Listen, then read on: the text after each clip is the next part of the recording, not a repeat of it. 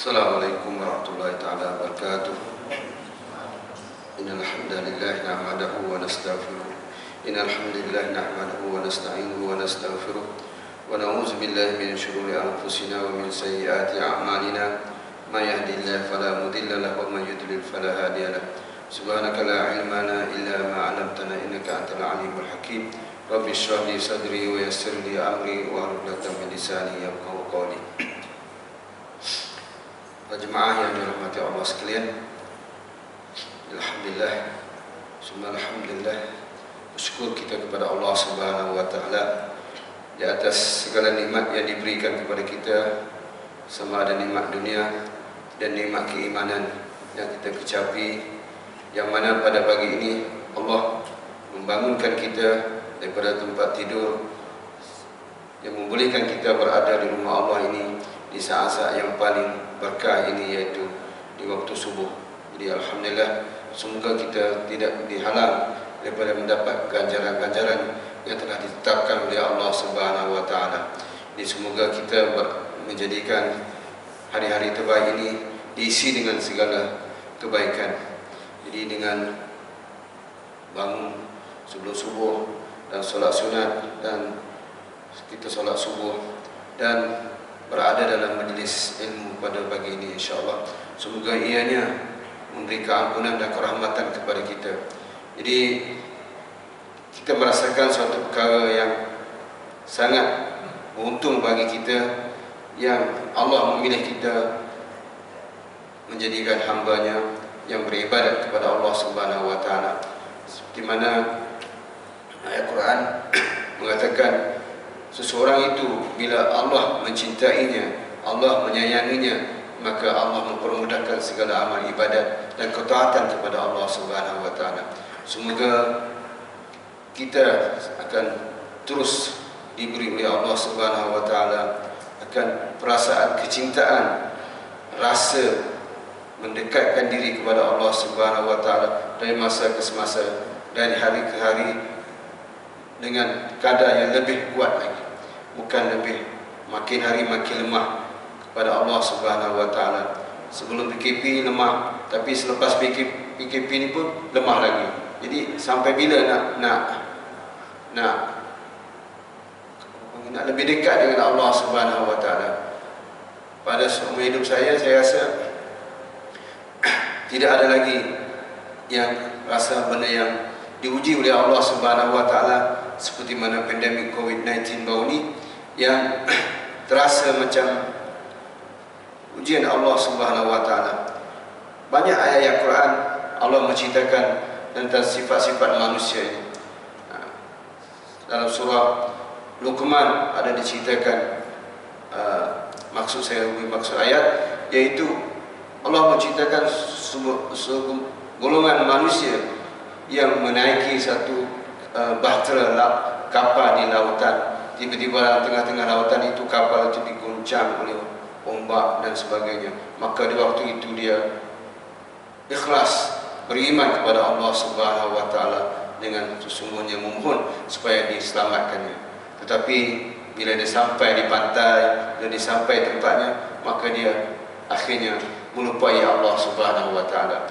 Kadang-kadang suatu perkara itu merasakan, ya Allah, adalah cita-cita dia nak, kalaulah begini, kalaulah begini. Tetapi bila Allah diberi kesembuhan kepadanya, contohnya bila Allah beri satu nikmat kepadanya, akhirnya dia menjadi seorang yang lupa kepada Allah Subhanahu wa taala, balik asal semula. Malah lebih teruk lagi. Jadi kita nak sentiasa petunjuk dan hidayah kita ni sentiasa berada dengan kita. Sebab itu kita diminta supaya dalam bacaan kita ihdinas siratal mustaqim itu kita mendatangkan hati kita kepada Allah Subhanahu wa taala. Ya Allah, semoga dikekalkan sentiasa ihdinas siratal mustaqim. Berilah petunjuk kepada kami jalan yang lurus, iaitu jalan-jalan Islam dan jalan yang dibawa oleh Nabi kita Muhammad sallallahu alaihi wasallam. Para jemaah yang dirahmati Allah sekalian, satu hadis mengatakan, iza marartum bi riyadil jannah farta'u. Hadis, bila kamu melalui taman-taman surga, maka hendaklah kamu mengambilnya atau mendapatkannya. Maka sahabat bertanya, Apa dia riyadul jannah, itu taman-taman syurga ini? Maka Rasulullah kata halqul zikr, majlis zikir. Iaitu majlis zikir itu termasuklah majlis ilmu. Majlis ilmu ini majlis yang bukan majlis lawak, majlis yang sentiasa mengingatkan kita kepada Allah Subhanahu wa taala. Yang disebutnya adalah qala Allah berfirman, qala Rasul, Nabi Muhammad bersabda. Itu saja dalam majlis zikir ini. Allah berfirman, qala Allah wa qala Rasul, qala Allah wa qala Rasul. Maka semoga kita berada dalam majlis ini, insya-Allah semoga ditetapkan. Ya muqallibal qulub, sabit qulubana ala dinika wa ala ta'atik. Ya muqallibal qulub, ya Tuhan yang membalik-balikkan hati. Qalbu ni maknanya, qalbu ni mana? Membalik-balikkan hati. Sebab itu dalam ilmu tajwid yang Ustaz Syaiful ajar, kalau kata iklab ini mana terbalik kan? Iklab ni mana terbalik. Qalbu mana iklab terbalik. Daripada huruf tukar huruf tanwin itu kepada huruf mim kan? Iklab tu balik. Mana qalbu pula dia sentiasa terbalik-balik. Ya muqallibal qulub. Terbalik macam mana? Hari ni okey, esok tak apa okey. Hari ni rasa rajin, esok rasa tak berapa nak rajin sangat, lambat. Itulah qalbu hati. Baik kita minta ya muqallibal qulub, sabit mana tetapkan qulubana ala dinika, di atas agama kamu, wa ala ta'atika, di atas ketaatan. Kadang-kadang kita tak nak macam semakin hari semakin berumur, semakin hari semakin berkurangan untuk beribadat kepada Allah Subhanahu wa taala. Jadi doa itu sangat penting. Dan doa-doa itulah yang menyebabkan kita sentiasa mendekatkan diri kepada Allah Subhanahu wa taala. Sama juga dengan Allahumma inna ala zikrika wa syukrika wa husni ibadatik. Jadi kita kena hafal doa dan tahu maksud dia, barulah kita akan terasa dia. Sama juga dengan zikir-zikir lain. Kita zikir-zikir lain kita tahu. Contohnya sayyidul istighfar, penghulu segala istighfar. Kita kata Allahumma anta rabbi la ilaha illa anta khalaqtani wa ana abduka wa ana ala ahdika wa wa'dika mastata'tu a'udzu bika min syarri ma sana'tu abu'u laka bi ni'matika 'alayya wa abu'u bi dhanbi faghfir li fa innahu la yaghfiru dzunuba illa anta. Allahumma anta rabbi la ilaha illa anta khalaqtani, engkau menciptakan kami, wa ana abduka, dan aku adalah hamba-Mu. Ana abduka. Allahumma anta rabbi la ilaha illa anta abu ulaka a'udzubika min syarri ma sana'tu. Aku melindungkan dengan apa yang aku telah lakukan. Abu ulaka bi ni'matika alayya. Aku mengakui dengan nikmat yang Kau beri kepadaku. Wa abu bi zambi, dan aku mengaku dengan dosaku. Aku bi zambi faghfirli fa innahu la yaghfiru dzunuba illa anta. Maknanya taubat ini ialah satu pengakuan dosa. Jadi kadang-kadang manusia ni dia buat dosa, dia tak rasa dosa. Itu paling besar sekali. Dan dia berbangga dengan dosa dia pula. Dia tak solat, dia kata tak apa tak solat, dan dia bersama aku tak solat tak apa pun. Itu macam tu. Jadi faghfirli fa innahu la yaghfiru dzunuba. Daripada situlah mendatangkan kita bahasa kita ni adalah seorang hamba Allah dan sentiasa mendoakan kepada Allah Subhanahu wa taala untuk tetap dalam sampai kita dipanggil oleh Allah Subhanahu wa taala. Dan di waktu itu, sebab itulah di waktu itulah kita akan dapat hasilnya. Bagaimana amalan-amalan kita diterima atau tidak. Suatu perkara yang kita buat kerja, kalaulah satu amalan seorang tu buat, dia buat kerja tapi tak dibayar gaji. Dia buat kerja tapi amalannya tidak diterima. Satu perkara yang besar sekali, kita tak diterima. Cinta tak dibalas, projek kita tak diterima, dan berbagai-bagai lagi yang tak terima itu kita akan menyesal. Dan paling malang sekali bila amalan kita tak diterima oleh Allah Subhanahu wa taala dan malah tak dikira, tak dinilai oleh Allah Subhanahu wa taala. Sebab itu dalam segala amal ini mestilah ikut apa yang diperintahkan oleh Allah dan apa yang ditunjukkan oleh Nabi Muhammad sallallahu alaihi wasallam. Tak boleh nak buat suka-suka hati, ikut rasa macam ibadat kepada Allah Subhanahu wa taala ni, ikut apa yang dia juga dengan semaya kan, kita kena ikut peraturan ada rukun 13 dan cara-cara menaikkan solat. Para jemaah yang dirahmati Allah sekalian, jadi hari ini, pagi ini saya ingin sama-sama kita melihat tentang sirah Nabi Muhammad sallallahu alaihi wasallam. Jadi tujuan kita belajar sirah Nabi Muhammad SAW ini supaya kita dapat tahu apakah perkembangan yang berlaku pada Nabi Muhammad SAW di zamannya, dan akan mendatangkan kecintaan kita kepada Allah Subhanahu Wa Taala. Sebab kecintaan kita kepada Nabi Muhammad SAW ini mesti ianya melebih daripada diri kita dan nyawa kita sendiri. Barulah kata dikatakan beriman yang sempurna. Sebab akhir-akhir ini kita lihat ramai berlaku cerita-cerita tentang penghinaan-penghinaan kepada agama Islam, penghinaan kepada Rasul, dan penghinaan-penghinaan kepada Islam dan penghinaan kepada Nabi Muhammad ini benar ini berlaku daripada zaman Nabi Muhammad lagi. Dan di zaman Nabi Muhammad lagi pun ada orang yang mengakui diri Nabi. Di saat macam tu pun ada orang yang mengakui diri Nabi, sedangkan Nabi berada bersama dengan dia.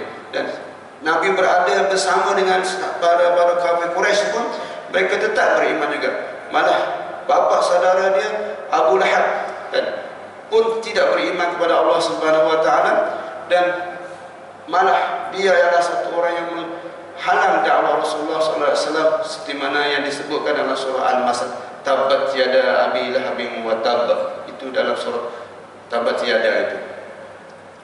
Para jemaah yang dirahmati Allah sekalian, ini saya nak ceritakan sedikit bagaimana Allah setiap kali orang-orang kafir Quraisy ini mempersendakan Nabi Muhammad, membuat satu tanggapan menghina Islam atau menghina Rasulullah, Allah tetap akan menjawabnya, dan benda ini akan kekal sampai di hari kiamat. Jadi sekiranya ada sekarang orang yang mempersendakan agama, orang yang mempersendakan Rasulullah, maka tak peliklah benda ini berlaku daripada dulu lagi sampai sekarang, selagi orang yang tak faham. Sebab itu ilmu sirah ni, kecintaan kita kepada Nabi Muhammad ni bermula daripada sifat kejahilan, kan? Seorang Islam dia boleh membuat satu perkara yang boleh menghinakan Islam dan malah menjatuhkan maruah itu sendiri. Dan kita lihat sejarah yang ada sekarang ini, yang terbaru yang berlaku ini, orang yang menghina Islam, orang yang menghina Rasulullah tak akan kekal lama, malah dia akan dihukum oleh Allah Subhanahu Wa Taala tanpa kita buat apa-apa pun, dan malah dia mendapatkan satu kehinaan. Baru-baru ini orang yang berhina Islam melalui TikTok dan sebagainya, tengok apa yang akan terjadi pada seseorang ini. Dan seperti mana apa yang berlaku di India dan sebagainya, dan seluruh dunia sebenarnya berada di Perancis, dan bagaimana dibuat kartun, dan bagaimana hasil akhir apa yang berlaku pada mereka. Kita tengok mereka tak sedang hidup di dunia ini, malah mereka hidup dalam, kalau dulu kita tengok Salman Rushdie kan, Satanic Verses itu kan, apa ayat-ayat syaitan dia sebut kan, maka sekarang ni dia duduk mana? Seorang yang macam kurang agama, yang sentiasa datang daripada orang-orang yang menghina Allah, menghina Rasul ni, bukan daripada ulama, orang yang macam menggunakan pemikiran tak belajar sangat, tapi dia mendapat satu-satu idea, dia nak kembangkan idea dia tu, maka dia sangguplah melakukan apa-apa benda yang sebagainya. Dia dah popular dan memanglah siap-siap benda ni ada tajaan, ada orang yang di belakangnya. Kita lihat bahawa Allah menceritakan kepada Nabi Muhammad SAW dalam surah Al-Hijr, A'udzubillahi minasyaitonirrajim, Inna kafainakal mustahzi'in. Iaitu Rasulullah berkata, Nabi Muhammad, Allah berfirman, sesungguhnya kami tetap memelihara dan mengawalmu dari kejahatan orang-orang yang mengejek-ngejek dan mempersendakannya. Sekarang ini banyak yang kata, dia tidak kata tak percaya kepada Rasulullah, tapi dia mempersenda-sendakan. Berbeza kan? Tak percaya dengan bersenda-senda. Ramai ni banyak bersenda-senda. Inna kafainakal mustahzi'in. Sesungguhnya kami akan memelihara, Allah jamin kepada Nabi Muhammad SAW, kami akan tetap memelihara daripada orang-orang yang istihza', ni maknanya bersenda-senda, buat joke kan. Tak boleh benda-benda ni. Ada orang buat joke dengan Nabi, dengan malaikat. Malaikat kata macam ni, kenapa kau tak kahwin, kau takut kenapa? Apa ada ke? Siap-siap macam tu kita ada lepas macam ni. Ini dari mana kita datang? Benda-benda yang macam tu bersenda dengan malaikat lah, tak boleh benda macam tu. Sebab benda tu malaikat dan sebagainya mesti ada source dia, ada sumber dari mana, dari mana hadis di mana. Kita nak cakap ada cerita malaikat tanya orang tu, ada saya tengok dalam WhatsApp sebagainya. Kadang terkejut. Maknanya iaitu kita kena tahu benda-benda yang dalam Islam ni, benda yang melibatkan al-ghaibat, sam'iyat, benda-benda yang ni mesti ada hadis, ada ayat Quran yang menceritakan. Lebih-lebih lagi tentang malaikat. Malaikat ni benda ghaib. Ya, benda ghaib, benda yang kita tak nampak. Dan mestilah sesuatu tu benda datang daripada hadis diceritakan, barulah kita boleh sebarkan benda-benda macam tu. Kalau tidak, kita mengambil saham daripada kesesatan orang itu. Allazina yaj'aluna ma'allaha ilahan akhar fasawfa ya'lamun. Jadi bagaimana orang-orang yang sentiasa bersenda-sendakan Allah itu ialah mereka yang mengadakan Tuhan yang lain bersama-sama Allah. Syirik. Syirik ni mana? Share. Share ni kongsi. Syirik, share. Syirik daripada kalimah syarikat. Syarikat ni ramai. Syirik bersekutu. Pakatan bersekutu. Bersekutu ni mana? Dia ramai. Maknanya sepatutnya Allah wahdah saja, tapi dia kongsikan dia seolah-olah Allah ni ada banyak. Tuhan ni ada banyak yang berkongsi melakukan pentadbiran alam. Sedangkan Allah saja, la ilaha illallah, tapi dia percayakan juga. Maknanya seolah-olah dalam pentadbiran bomo ni pun ada juga, Tok Dukun ni pun ada juga sahamnya dalam menyembuhkan dan sebagainya. Tapi sedangkan semuanya pada Allah saja, tapi dia dah kongsikan power-power itu kepada benda-benda lain, kepada makhluk-makhluk lain. Sedangkan benda itu makhluk saja.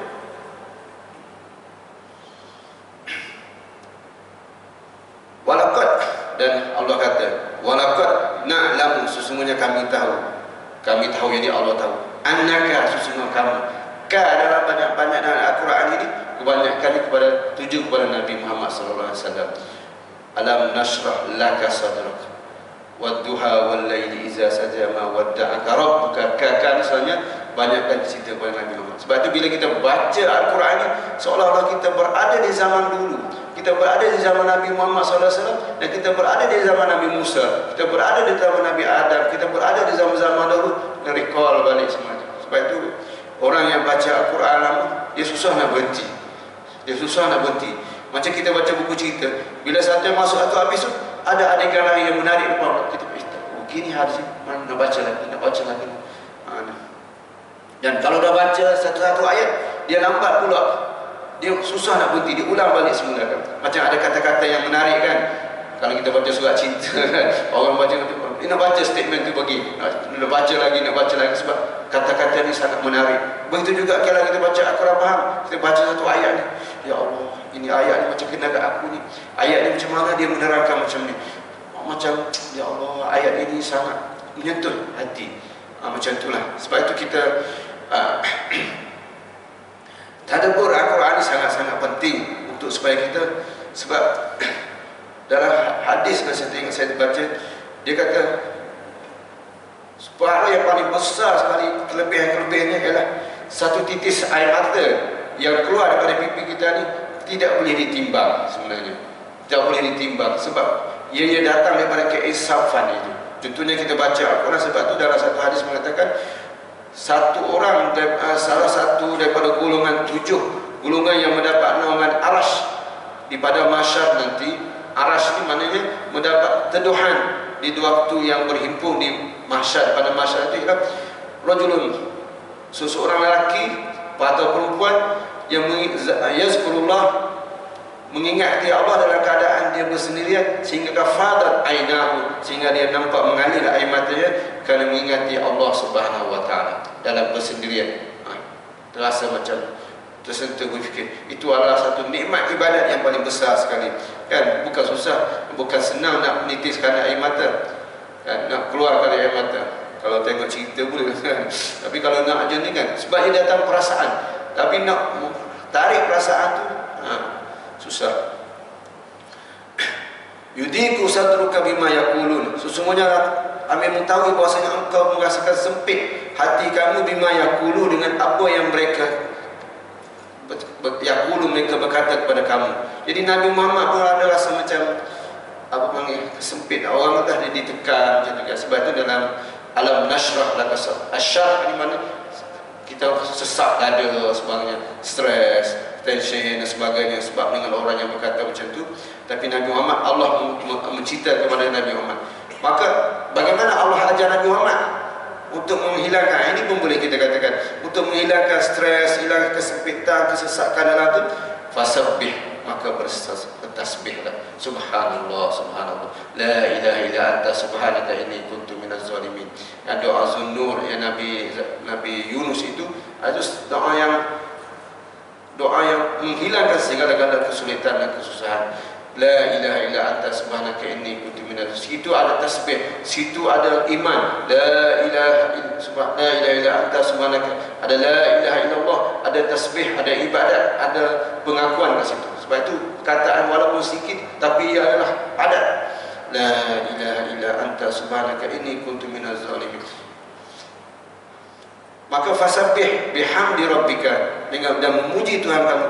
Wakum, dan jadilah kamu minas sajidin, daripada orang-orang sentiasa sujud. Sentiasa sujud iaitu kita menunaikan solat.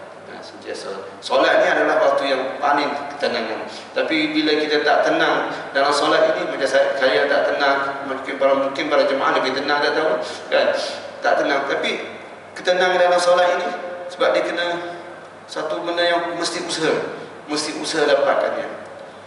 Wa'bud rabbaka hatta ya'tikal yakin, dan sembahlah Tuhan kamu sehingga datang kamu keyakinan, iaitu kematian.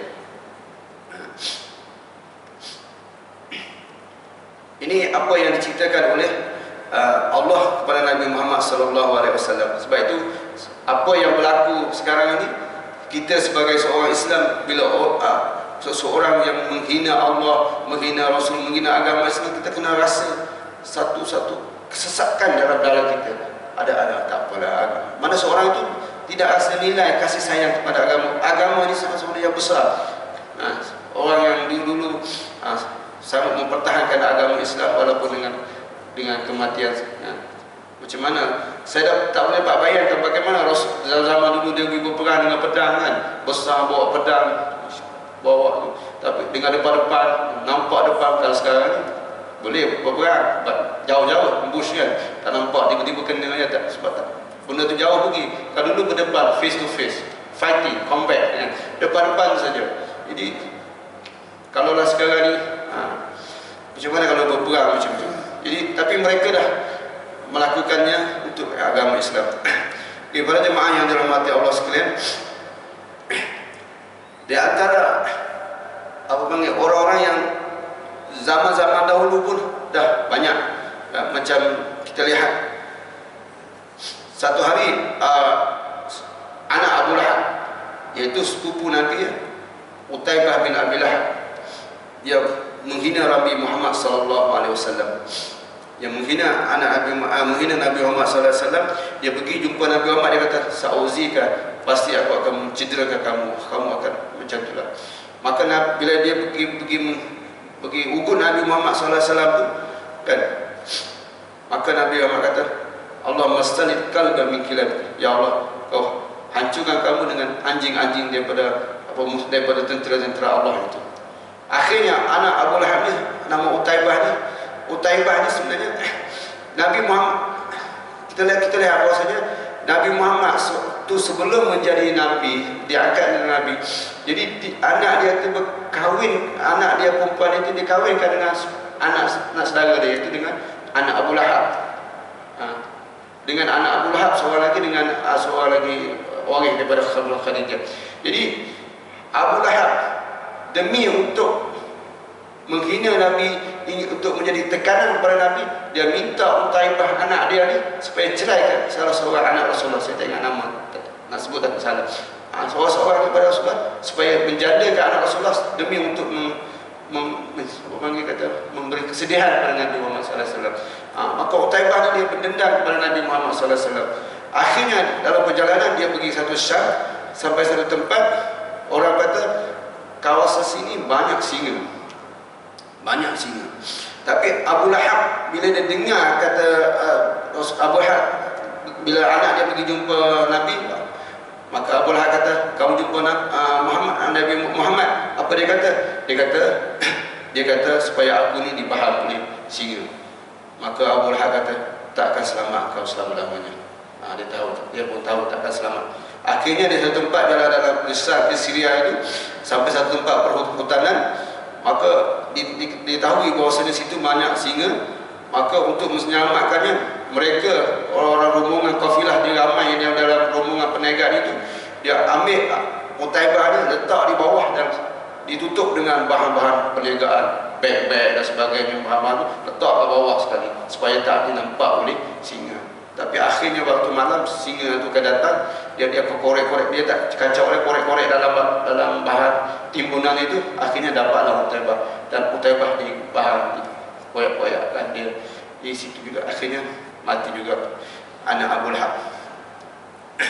Begitu juga dengan Abu Lahab sendiri. Dalam surah Abu Lahab sendiri itu dia mati dalam kehinaan sampai waktu akhir sekali dia mati. Orang tak boleh kebumikan, orang buang daripada pasir saja. Dia sebenarnya syaraf. Sebab kan sebelum ni dia yang nak jaga kemuliaan, pangkat dan darjat kan. Kebanyakan orang-orang kafir Quraisy ni dia tidak beriman kepada Nabi Muhammad ni. Contohnya Abu Jahal. Abu Jahal dia kata tak beriman, dia bersaing di antara ketua. Sebab di Mekah di waktu itu dia tidak ada ketua. Dia ada kabilah-kabilah kecil, ada kabilah bagi Quraisy, kabilah Makhzum, kabilah-kabilah lain. Jadi masing-masing berebut untuk mendapat kepentingan dari Mekah itu, setiap perniagaan dan kepentingan lain. Tapi bila kaum Quraisy ni Nabi Bani Al-Muttalib yang keluarga Nabi ni ada Rasul, seorang Rasul. Jadi kalau dia fikirkan kalau Nabi Muhammad ni menjadi Rasul, kepentingan akan dapat pada kaum ini. Maka kalaulah kita nak cari Rasul kat mana? Rasul ni bukan boleh dibuat-buat. Dia ada Rasul. Kalau macam tu kita tak payah beriman dengan dia. Biarkan kita tak sokong dia. Sebab ini kebaikan akan dapat kepada dia. Inilah Abu panggil itu ta'assub kaum. Okay, seluruhnya saya tajuk ta'assub lagi. Okey, saya nak ceritakan tentang bagaimana di zaman Nabi Muhammad SAW ni Abu Jahal. Okey, Abu Jahal nama dia Amr bin Hisham. Amr bin Hisham nama dia. Amr bin Hisham. Digelar dia Abul Hakam, bapa bijaksana. Tapi oleh kerana dia degil, dia jahat sebenarnya, maka Nabi gelarkan Abu Jahal, ataupun Nabi kata Fir'aun hazil ummah. Fir'aun ada dua, ada Fir'aun 2.0, Fir'aun baru. Okey, Abu Lahab ni dia seorang yang macam apa, seorang yang paling kuat sekali menentang Islam di zaman itu kan? Contohnya dia sentiasa apa panggil menghina Islam. Abu Jahal senda-sendakan Nabi Muhammad. Nabi Muhammad berkeluarkan ayat Al-Quran, inna syajarataz zakum ta'amul asim kal muhli yamli fil butun, dalam surah Bukhari. Sesungguhnya pokok zakum itu buahnya menjadi makanan bagi orang yang berdosa di dalam neraka. Kita tengok bahasanya ahli neraka semuanya bahan daripada api neraka, minuman daripada api neraka, pakaian dia pun kutiat, pakaian dia ni diambil daripada besi-besi yang apa panggil, besi-besi itu ditepek-tepek, ditampal-tampal kepada dia, besi yang panas itu ditampalkan pada badan dia untuk menjadi pakaian dia. Dan buah zakum ni apabila dia masuk dalam perut dia bila masuk ada perut tu akan terburai habis, hancur. Maka dia akan rasa lapar. Kalau muhli makanan itu puas. Apa panggil? Orang yang berdosa, makanan ini pula panas seperti tembaga air, mendidih dalam perut mereka seperti mendidihnya air yang meluap-luap panasnya. Lalu diperintah kepada mereka untuk menjaga makan. Apa panggil? Ragulah orang-orang yang berdosa adalah setelah berdosa ini, seretlah dia di tengah-tengah neraka. Dia bila dia sampai ke neraka, dia tak nak masuk tengah-tengah, dia tepi-tepi itu. Bila mereka nampak, mereka kata, bawa masuk tengah kan? Sebab tu kita lihat bahawasanya ahli neraka sebenarnya saiz dia dibesarkan, gusi dia ni, gusi ahli neraka ni sebesar bukit Uhud. Gusi kan? Sebab neraka yang besar luas itu, kalau macam saiz sekarang ni 70 76 kilo macam tu kan, kecil saja.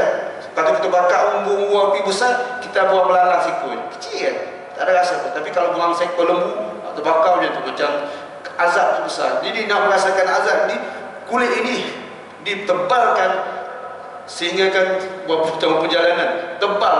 Jadi seolah kata besar berapa kaki ni tu, maka barulah bakaran itu akan merasakan azab yang sangat besar. Kulit yang tebal, benda ni besar, maka dengan api yang panas itu dibakar macam tu, maka kesiksaan yang maksimum yang akan dirasakan. Lalu diperintahkan mereka, kau boleh curahkan ke atas kepala aku azab daripada air panas. Curah atas kepala lagi. Serta dikatakan kepada secara mengejek, rasakan azab ni. Sebenarnya engkau adalah orang-orang yang berpengaruh. Sesungguhnya engkau adalah orang yang terpengaruh dan terhormat dalam kalangan masyarakatmu. Kemudian dikatakan kepada ahli neraka itu, sesungguhnya inilah azab siksaan yang kamu ragu-ragukan ini. Maknanya ayat ini diceritakan kepada Abu Jahal. Dan satu ayat yang katakan Zuk ni maknanya rasakan ni. Allah kata rasakan siapa? Abu Lahab, rasakan azab ini. Azab ni diceritanya macam ni. Abu Lahab ni dia kata, boleh ke kat dalam neraka api macam tu pokok boleh tumbuh ke? Dia macam tu. Boleh tumbuh ke pokok zakum di dalam api neraka? Sedangkan kan kat sana ada api, ada pokok boleh tumbuh. Ya ke? Maka dia kata, ada macam tu. Maka dia kata, zakum itulah. Dalam bahasa Arab dia kata, zakum. Macam tu dia kata, macam mempelekeh-lekehkanlah apa yang Nabi cakap kata. Pasti dalam api neraka ni ada pokok zakum yang akan tumbuh di dalam dasar api neraka yang akan membakar sebagainya. Maka dia pun dia, ke boleh tumbuh ke dalam neraka ni? Neraka ni ke panas. Dia macam tu. Akhirnya Allah membalas Abu Jahal ini dengan ayat ini. Bila kita baca ayat ini, ayat ini khas untuk Abu Jahal dan khas untuk semua manusia yang Allah mensifatkan bagaimana kuatnya api neraka. Kalau Abu Lahab itu, cara dia siksa, dia menghina Nabi, satu hari di Bukit Safa Nabi Ahmad panggil semua kaum-kaum Quraisy daripada keturunan Nabi datang ke Bukit Safa, dan Nabi Ahmad berdiri atas bukit. Nabi kata, aku datang kepada kamu hari ini untuk menceritakan bahwasanya aku diutuskan sebagai seorang Nabi, sebagai utusan Nabi daripada Allah Subhanahu wa taala. Maka Abu Lahab kata, tabballaka alihaza jama'atana, cilaka kau panggil kami banyak-banyak ni nak cakap macam ni je. Maka daripada situ Allah balas tu ayat itu, tabbat yada abi, celakalah kau wahai tabbat yada abi lahabin wa tab, ma agna anhu ma kasab. Saya salah, pasti kamu akan hammalatal hatab. Dan isteri kau tu nak Ummu Jamil itu yang sentiasa membawa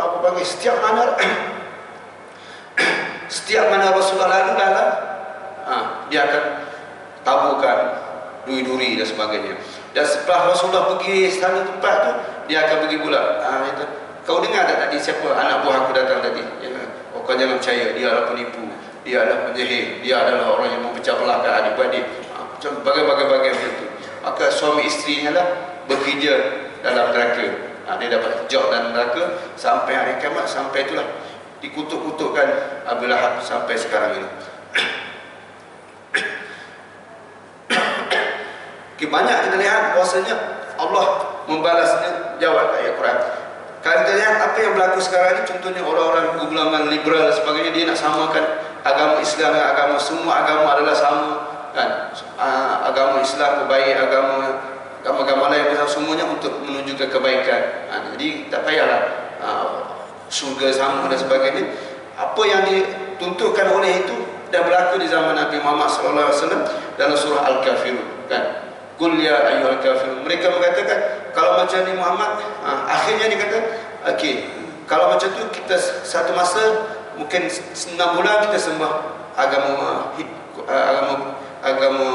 kafir Quraisy ni, agama kafir lah kan. Dan 1 bulan lagi kita sembah agama Islam. Dan kita lihat bagaimana muslim ni kau pergi kat tempat ni, musim raya kau pergi sini. Jadi sama-sama. Jadi orang macam tu dua-dua tak kuat. Agama tak sangat, sebab dia dah tidak ada lagi kata al-Islam ya'lu wa la yu'la alaih. Islam tu tinggi dan Islam paling benar. Tak ada lagi dah. Macam Islam, inna dina indallahi al-Islam. Itu semua agama di sisi Allah ialah Islam, tidak ada sama. Wa may yabtaghi ghayra Islam madina falan yuqbala minhu. Sesiapa yang mencari agama selain daripada agama Islam tidak akan diterima. Sebab itu musuh-musuh Allah ini dia cuba nak merosakkan Islam dari dalam. Dia cuba merosakkan, yang menjadikan ajaran sesat atau membuat benda yang pelik-pelik kan, dan sebagainya. Jadi kita kekurangan ilmu inilah yang menyebabkan orang-orang yang kemudian ni sanggup berbangga membuat kejahatan-kejahatan, menunjuk di depan tentang menghina Islam dan sebagainya. Kita lihat bagaimana banyak Abu Jahal sendiri dia dibunuh. Okey, satu hari Rasulullah berdoa kepada Allah Subhanahu wa taala, Allahumma alaika bi Quraisy, Allahumma alaika bi Quraisy, Allahumma alaika bi Quraisy. Allah, Nabi Muhammad sebut seorang nabi itu. Akhirnya mereka ni Abu Jahal dibunuh oleh dua orang budak muda saja di perang Badar. Budak muda saja, dia satu perang itu ditanya kawan tu, pakcik, mana Abu Jahal? Kata budak tak tahu. Dia kata, kenapa kau nak bunuh Abu Jahal? Sebab aku dengar dia adalah sentiasa menghina Rasulullah SAW, dan aku tak akan ada sekarang ni, mereka aku akan ambil kepala dia. Budak kecil nak bunuh orang yang besar. Akhirnya bila satu masa nampak tu, wajah tu Abu Jahal punya besar, yang power dia pakai baju besar. Oh, okey. Maka dua-dua orang anak ni serentak pergi tekan Abu Jahal. Akhirnya dengan Abu Jahal mati. Maka dua-dua orang tu pergi, ya Rasulullah, aku telah bunuhkan orang yang mengejek kamu. Akhirnya Rasulullah tengok mana buktinya. Rasulullah tengok pedang yang berdarah di antara dua. Akhirnya Abu Jahal mati macam tu je. Dan banyak lagi daripada sahabat-sahabat yang ada, daripada pembesar-pembesar Quraisy ni mati di perang Uhud. Sebab bila lepas perang Badar, daripada perang Badar itulah ramai pembesar-pembesar mati. Maka dalam perang Uhud yang seterusnya itulah mereka merancangkan strategi, dan mereka seperti Hindun mencari untuk Utbah, Umayyah ni, Al-Walid. Tapi saya tengok dalam keadaan macam ni kan, kebanyakan pembesar-pembesar anak-anak sekarang ni, anak-anak daripada anak Abu Jahal, nama dia Akrimah. Akrimah ni adalah seorang yang mujahid, yang mati syahid, yang perang daripada mereka tidak ada dendam. Dan Al-Walid, Khalid bin Al-Walid ni, penglima Islam ni, bapa dia adalah penyerangan besar yang sentiasa menghancurkan Islam. Nama dia banyak, macam kata Al-Walid bin Mughirah, Utbah, semuanya mereka ni. Utbah ni jahat dianya, Rasulullah tak semayang, dia pergi tak khusus tak kepala Rasulullah. Abu Jahal pergi tekan tapak kasut kata Nabi Muhammad SAW. Nabi Muhammad dia sujud di depan Kaabah. Itulah memang kata-kata macam dia menyakiti Rasulullah SAW dalam fizikal. Tapi sekarang ni orang menyakiti Rasulullah dalam keadaan yang tak beriman, tak yakin dengan Rasulullah, dan cuba mempertikaikan. Kan banyak orang mempertikaikan tentang Aisyah. Rasulullah berkahwin dengan Aisyah dalam waktu muda, dan Rasulullah ni melakukan suatu benda yang macam suka kahwin dengan anak-anak dan sebagainya. Jadi bagi kita orang Islam, bagi kita sekarang, kita kata Rasulullah ni adalah pilihan Allah, dan pasti apa yang Rasulullah ni akan ada tepat sekali. Kita tutup kat situ terus. Takkan bila kata dia mengkritikkan tentang peribadi Rasulullah SAW, tentulah mengkritikkan Allah Subhanahu wa taala. Macam Syiah, dia kata selepas Rasulullah wafat ramai orang murtad dan sebagainya. Jadi seolah Rasulullah ni tak pandai nak didik sahabat-sahabatnya. Agama Islam, isteri-isteri Rasulullah pun Aisyah dan curang dan sebagainya. Jadi bagaimana Rasulullah nak mengajak isterinya sampai perangai macam tu? Jadi cara tak langsung merosakkan imej agama Islam tu melalui Nabi Muhammad SAW. cuba untuk mencari apa panggil benda-benda yang kecil. Ada saya tengok dalam Facebook ni kan, dia kata saya ni tak nak saya perempuan kata saya tak nak isteri saya tak nak suami saya ikut macam Rasulullah. Sebab kenapa? Rasulullah pergi di Gua Hira, tinggalkan anak-anak, dia tinggal Khadijah bersendirian, dia pergi dalam Gua Hira beribadat macam tu. Saya tak nak macam tu. Dia boleh cakap kata saya tak nak suami saya ikut macam Nabi Muhammad. Dia kata tinggalkan. Sedangkan ada orang yang menjawab waktu itu, dia kata sebenarnya Nabi Muhammad dibangkitkan jadi Rasul ketika berumur 25 tahun dan kahwin 25 tahun dan jadi Rasul umur 40. Waktu itu dah banyak anak-anak dah membesar dah. Dia orang dah jawab macam tu. Dia boleh cakap dalam keadaan kejahilan itu tanpa apa tu maruah Rasulullah SAW ni, tak boleh kata saya tak ikut Rasulullah pun tak apa, saya ikut ni je. Banyak lagi benda-benda yang boleh ikut. Tak boleh, itu sebab kata-kata tu yang memberi seorang itu keluar daripada agama millah. Kalau seorang itu menghina Rasulullah, menghina apa panggil, sebab itu kita kena berhati-hati dalam ungkapan menghina Rasulullah SAW ini. Banyak. Contohnya bila satu hari sahabat-sahabat kata, pembesar Quraisy kata, kami nak duduk dengan kamu wahai Rasulullah, tapi kami tak nak geng-geng apa panggil hamba-hamba yang orang kulit hitam Afrika macam ni duduk bersama kami, tak nak duduk sekali dengan dia. Kalau nak duduk dengan kami, halau mereka daripada majlis ini. Kalau tak ada mereka, kami duduk kami, sebab kami ni bangsawan. Kami ni orang kelas atasan. Kalau tak nak join dengan mereka. Sedangkan Rasulullah sentiasa berada mereka. Maka Allah turunkan ayat wala tatudul lazina, janganlah, ada ayat apa dia kata, wala tatrudil lazina yad'una rabbahum bil ghadawati wal 'ashyi yuridu wajha. Jangan kamu halau orang-orang yang sentiasa berada bersama dengan kami pada waktu pagi dan petang. Jadi Allah menjawab terus daripada permintaan mereka itu supaya orang-orang macam ni, kami nak agama Islam ni orang yang besar-besar saja, sebab mereka ingatkan dengan beragama ni mereka mendapat kepentingan. Ramai daripada kalangan sahabat-sahabat ini sahabat pula kafir Quraisy ini, Abu Jahal sendiri dia pergi mengintai rumah Rasulullah SAW dengan Al-Walid bin Mughirah mendengar kata-kata ni. Al-Walid bin Mughirah setelah dia pergi dengar ayat Quran, dia kata, dia balik macam muka dia berubah. Dia kata, orang tanya dia, apa dia Al-Quran ni? Abu Jahal tanya dia, apa kamu dengar Al-Quran? Dia kata, aku ni pakar syair, aku ni pakar sajak dan sebagainya. Aku tak boleh dengar ayat-ayat Al-Quran yang macam ada susunan ini, bukan kata manusia, sangat mengagukan susunan-susunan macam tu.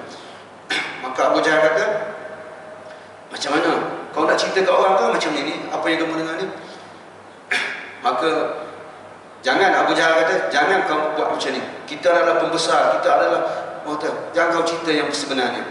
Maka akhirnya Al-Walid kata, macam inilah, kita katakan apa yang ayat Quran sebagai sihir saja.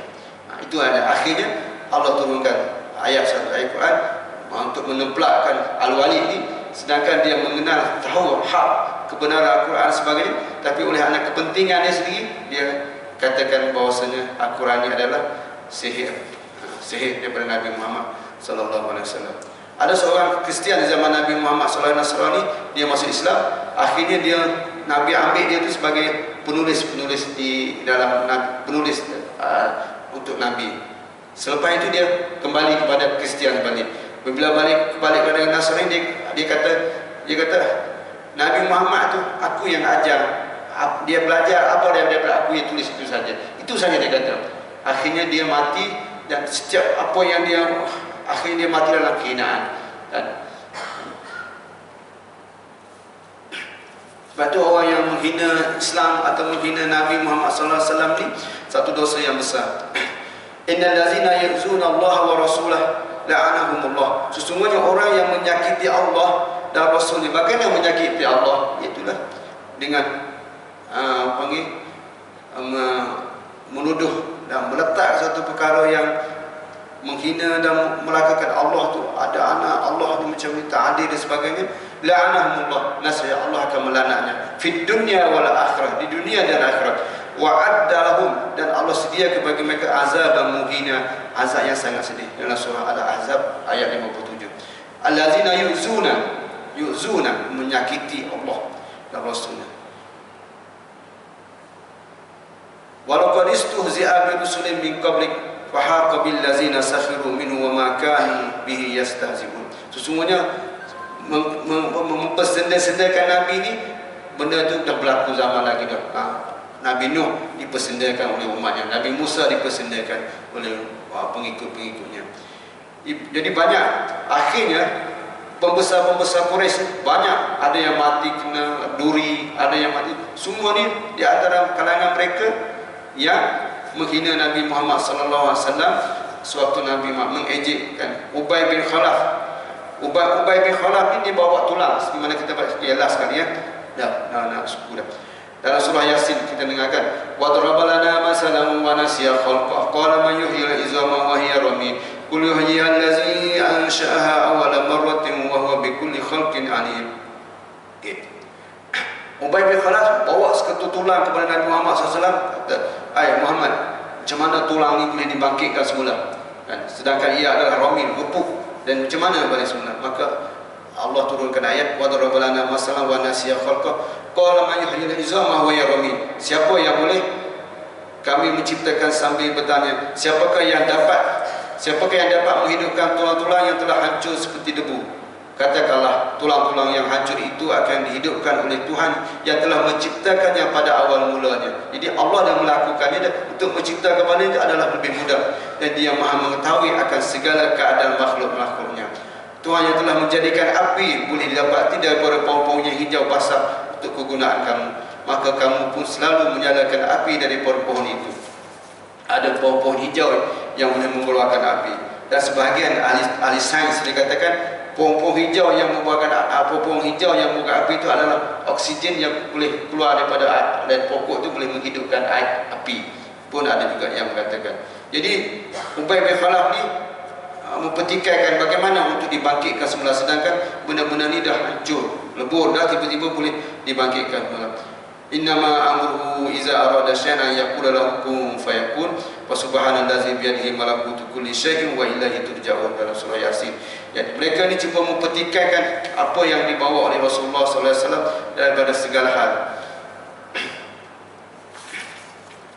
Dan begitu juga dengan orang-orang lain yang cuba untuk menghina Rasulullah sallallahu alaihi wasallam. Dan orang yang paling besar sekali yang banyak membuat hal kepada Rasulullah sallallahu alaihi wasallam ialah orang-orang munafik di Madinah. Dan orang-orang munafik di Madinah yang sentiasa sebab inginkan tahta, kebanyakannya seperti Abdullah bin Ubay ni, bin Salul ni, dia adalah orang yang akan dilantik.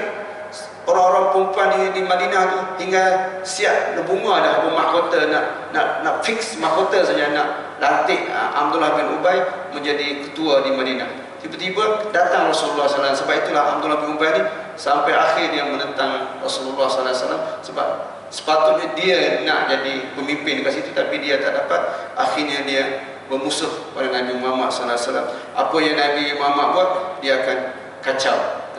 Bila orang nak pergi perang, dia akan hasut orang-orang yang lemah iman ni supaya tidak pergi berperang, supaya balik tak ikut Rasulullah SAW pergi berperang bersama Rasulullah. Dan mereka dia sentiasa membuat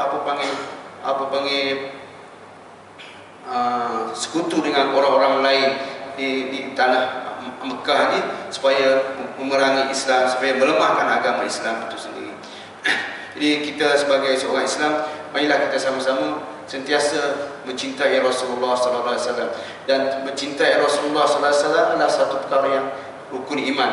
Macam beriman kepada Rasul-Rasul ni, mencintai Rasulullah sallallahu alaihi wasallam. Dan untuk mencintai Rasulullah sallallahu alaihi wasallam, kita kena banyak baca Al-Quran. Sebab Al-Quran ni turun kepada Nabi Muhammad sallallahu alaihi wasallam, dan tidak ada Quran tu datang daripada orang lain, tak ada. Semua datang daripada Rasulullah sallallahu alaihi wasallam melalui malaikat wahyu daripada Allah Subhanahu wa taala. Jadi semakin hari kita makin mengetahui akhlak Rasulullah. Malah apa yang kita lakukan sekarang ini ada pada Rasulullah SAW. Kita solat, kita baca doa, kita minum, kita buat segalanya, semua ada pada ajaran Rasulullah SAW. Tak ada orang ambil wuduk pun, semua ambil wuduk pun ini sunnah Rasulullah. Kenapa kita tanya, kenapa kau buat ni? Kenapa kamu makan dengan tangan kanan? Sebab ini adalah sunnah Rasulullah. Rasulullah ajar macam tu. Kalau anak-anak kita kata, kenapa kena makan dengan kanan? Kenapa? Sebab Rasulullah yang ajar macam tu. Dan Rasulullah ajar tu mesti akan dapat pahala, insya-Allah. Itu saja perkongsian kita pada pagi ini, dan semoga kita bercerita tentang Rasulullah SAW, bertambah cinta kita kepada Rasulullah SAW, dan bila kita cinta kepada Rasulullah SAW, kita banyak berselawat kepada Nabi Muhammad SAW, dan selawat kepada Nabi Muhammad ni sentiasa, selawat ini akan menghilangkan kita kesedihan, kesusahan, dan dia diampunkan dosa. Jadi kalau seseorang itu ada silap, ada kesalahan, kesedihan, maka berbanyakkan apa selawat kepada Nabi Muhammad SAW dengan banyak-banyak selawat kepada Nabi, beratus beribu dan sebagainya. Jangan kita kira jumlahnya sebenarnya. Semoga kita diakui oleh Nabi Muhammad. Bila kita banyak berselawat kepada Nabi Muhammad SAW, kita cintai Nabi Muhammad SAW, kita ikut apa yang Nabi Muhammad ajar. Itu saja. Semoga kita diberi taufik hidayah kepada Allah Subhanahu wa taala, dan marilah kita sama-sama berdoa kepada Allah Subhanahu wa taala semoga kita ditetapkan oleh Allah Subhanahu wa taala, lebih-lebih lagi ditetapkan pendirian kita sewaktu kita berada dalam yusabbitul ladzina amanu bil qawli sabit. Maka Allah menetapkan kita bersama dengan Nabi kita Muhammad sallallahu alaihi wasallam, kita berada di dalam syurga berjiran dengan Nabi Muhammad sallallahu alaihi wasallam. Sebab kita sangat mencintai Nabi Muhammad sallallahu alaihi wasallam, kita sebut-sebut nama dia. Allahumma salli ala, kita sebut dalam selawat, kita sebut dalam solat, kita disebut dalam azan, dan semua disebut dalam doa, semua sebut Nabi Muhammad sallallahu alaihi wasallam.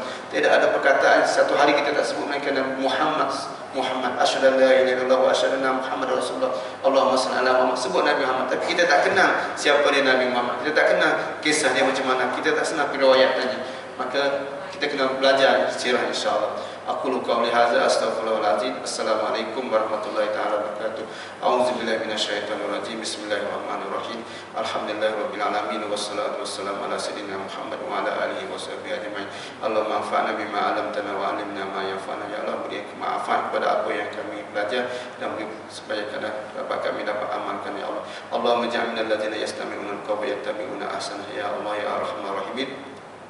Jadikanlah majlis yang singkat ini sebagai majlis yang mulia, yang diampunkan segala dosa-dosa kami yang berada di sini, ya Allah ya arhamar rahim. Jadikanlah kami hamba-hamba-Mu yang dapat masuk ke syurga, berhampiran menjadi jiran kepada Nabi Muhammad sallallahu alaihi wasallam. Ya Allah ya arhamar rahimin, ampunkanlah segala dosa-dosa kami dan dosa kedua bapa kami.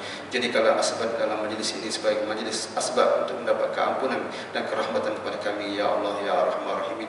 Dan jadikanlah hari ini hari yang terbaik kami, ya Allah, daripada segala kebaikan, ya Allah, dan lindungilah kami daripada segala kejahatan. Dan sekiranya ada di kalangan kita yang mungkin kesakitan, maka sembuhkanlah, ya Allah. Dan sehingga mungkin hajat-hajat yang penting, maka permudahkanlah segala urusan mereka pada hari ini, ya Allah ya arhamar rahim. Ditetapkan dan disudahi dengannya birahmatika ya arhamar rahimin. Walhamdulillah.